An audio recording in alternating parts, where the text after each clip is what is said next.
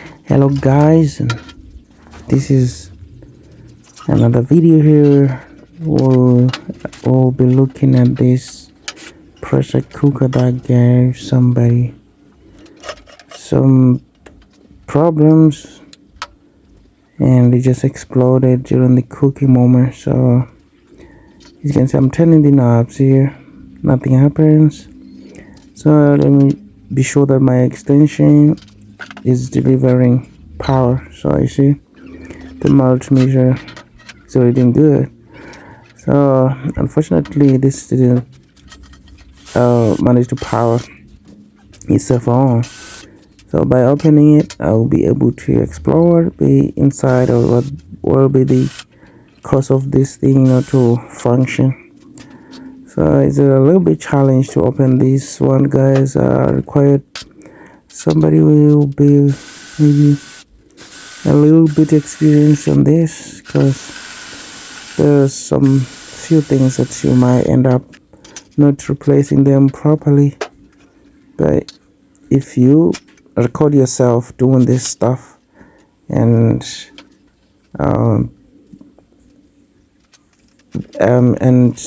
using the video to replace everything back in its order, that will be helpful, right?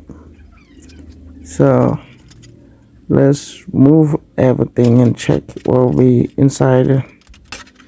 So keep watching.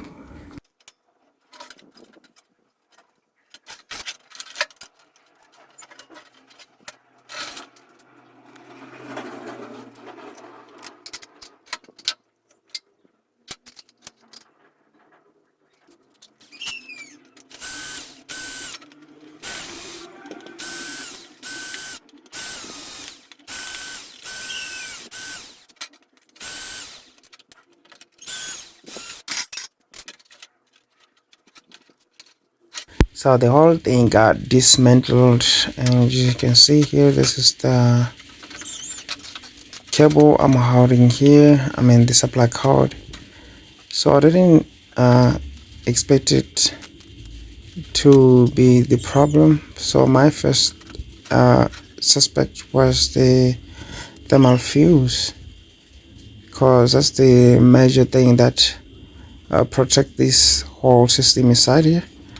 But as you can see, it is reading good and everything. So I started to check all other components to see what the problem might be coming from, and shoving everything inside those protective caps and testing the door. Is that the lead switch? So once you close the lead, this thing powers this. That switch powers the pressure cooker on. So you need to check it. Everything coming to even to the code. The code itself is the one that denies to read the multimeter. So that's where the problem was. So it is important to check everything before rushing or before concluding with one problem, because everything here requires patience to test it each by each one of it. So now we have our suspect, and this is the correct one, the supply code. So now it's time to show you how to replace it or to restore it without even maybe replacing it with a new one. So let's fix it, guys. Keep watching.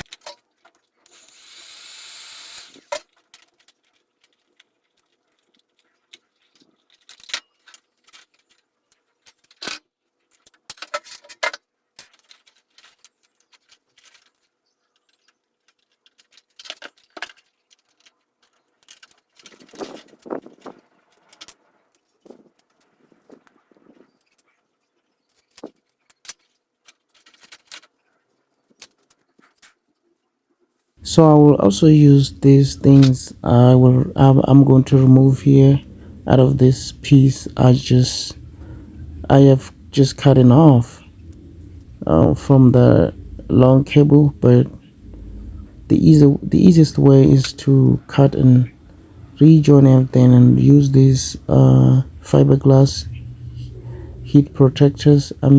Sleeve, a heat protector sleeve.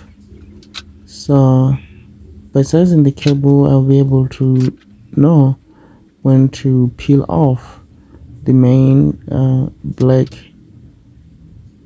wire cover, to be able to separate them inside the pressure cooker itself. So by sliding back, there's a fiberglass sleeve. I'll be able to make everything to be replaced and look new again. So by doing so, I have to use the solder to join everything together to create a strong connection bond on this cable, because anything wrong with this, it might explode inside this thing. So to avoid that, we need to pay attention on this, guys. So yeah, let's begin the soldering process.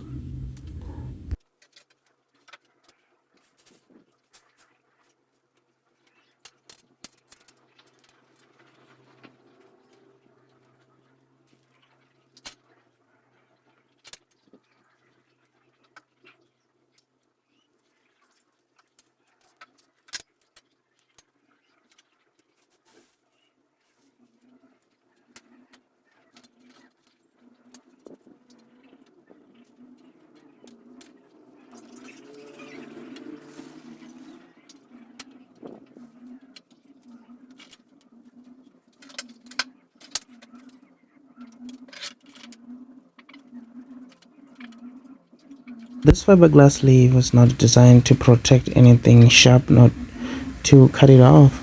So I don't trust the soldered part. So to prevent the sleeve not to be cut off by the sharp edges, I had to wrap this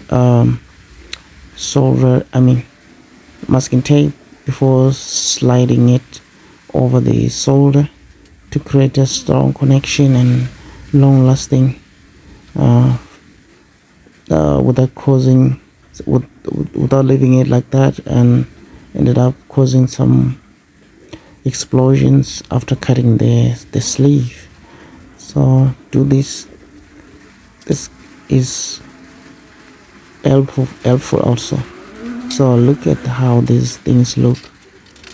So you might not suspect anything after that. So let's get everything back and see if this thing is going to power on.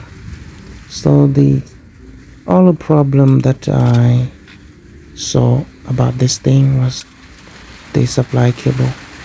It was pinched by the screws, and until it damaged itself. But I'm going to go further and connect the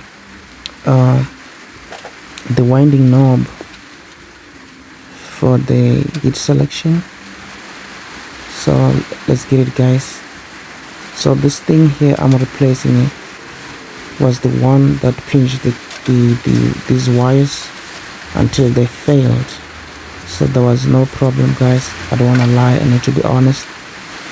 So this thing was not damaged. So it is not easy to damage something like this. So let's connect, let's test the knob. You see, the dialing knob is good, and then the element itself cannot explode before damaging anything behind it. So if you don't want to test it, it's up to you, but something like this is very, very strong. So it's okay, guys. Let's finish up and test everything.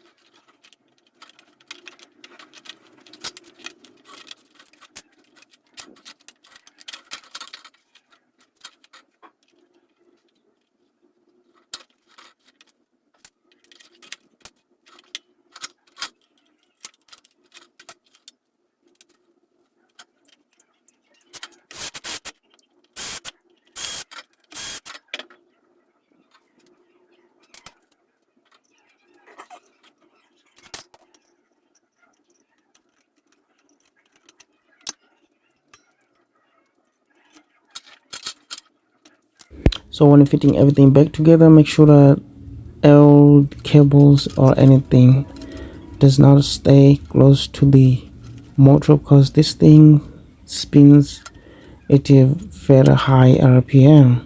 So if anything touches it, you might end up damaging the motor itself. And if the motor stops or get suffocated by anything, so it is going to be a problem. And if you may not notice, the whole thing will stop functioning.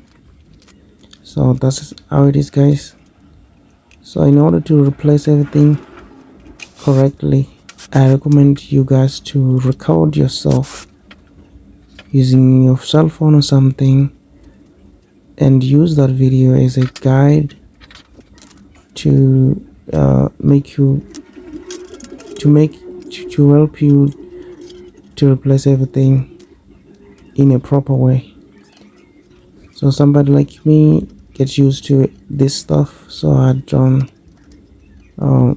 I cannot use stuff like that. I just get everything good to go. Yeah, so let's watch the video, guys. Hope you enjoy watching.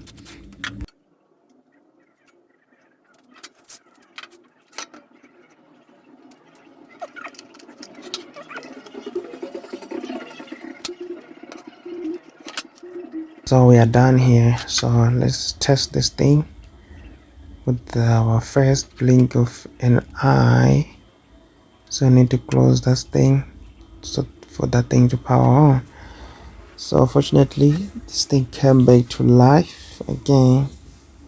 So this is how to fix everything, guys, here. So if this video was helpful, please subscribe, share, and comment. Check out the videos, be the part of this channel. Stay here forever, because more videos are coming of different stuffs with your professional dirty hands. Thanks for watching.